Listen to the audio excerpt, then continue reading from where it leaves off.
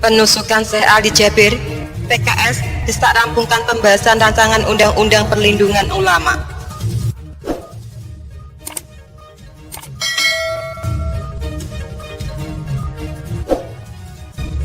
Fraksi PKS DPR RI kembali mengingatkan soal pentingnya regulasi tentang perlindungan negara terhadap para alim ulama di tanah air.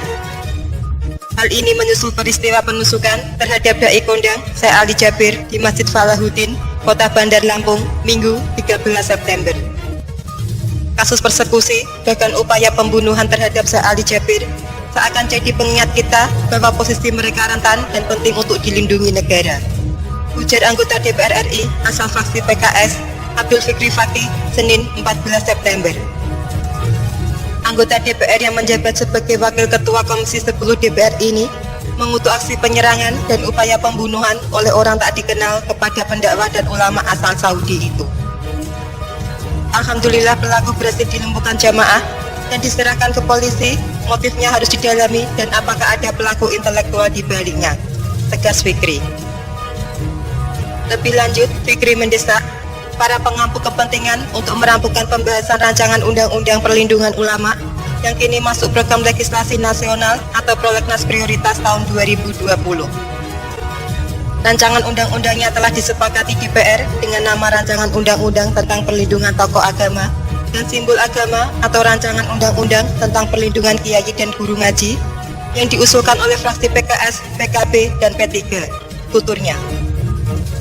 Namun, dalam format yang diusulkan PKS, rancangan undang-undang tersebut melindungi tidak hanya ulama atau tokoh agama dari kalangan Islam, tetapi berlaku untuk semua tokoh agama dari seluruh agama yang ada di Indonesia wajib dilindungi negara.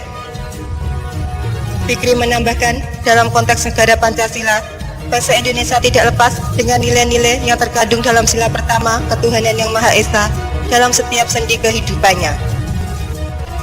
Negara ini bukan berpaham sekuler yang memisahkan kehidupan berbangsa dengan agama, dan bukan juga sebagai negara agama yang berasaskan agama tertentu, namun menjadikan keyakinan agama mereka sebagai poin pertama dalam dasar negara Pancasila.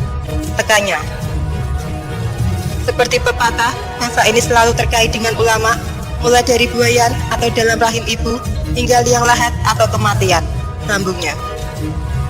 Ulama atau tokoh agama, menurut Fikri, telah menjadi sosok yang paling berpengaruh dalam kehidupan masyarakat di negeri ini, nyaris dalam setiap sendi kehidupan mereka. Bahkan dalam menentukan kepemimpinan bangsa, peran tokoh agama selalu menyertai, maka adalah istilah guru spiritual. Namun berbeda dengan profesi guru yang telah diakui dalam Undang-Undang Guru dan Dosen, profesi ulama atau tokoh agama secara alami diakui oleh setiap elemen bangsa, tapi tidak secara hukum. Beberapa kasus penyerangan, baik secara fisik maupun verbal, yang ditujukan kepada tokoh agama yang kerap terjadi beberapa waktu terakhir, telah menjadi keresahan di tengah masyarakat. Karenanya, Fikri mendesak para pemimpin dan penegak hukum untuk memberi pernyataan yang sejuk dan berempati, untuk menunjukkan sikap dukungan terhadap kasus tersebut. Sekarang waktunya untuk membalas jasa-jasa mereka yang telah berperan dalam mendampingi bangsa ini melewati masa-masa sulit sejak awal kemerdekaan hingga sekarang, tandasnya.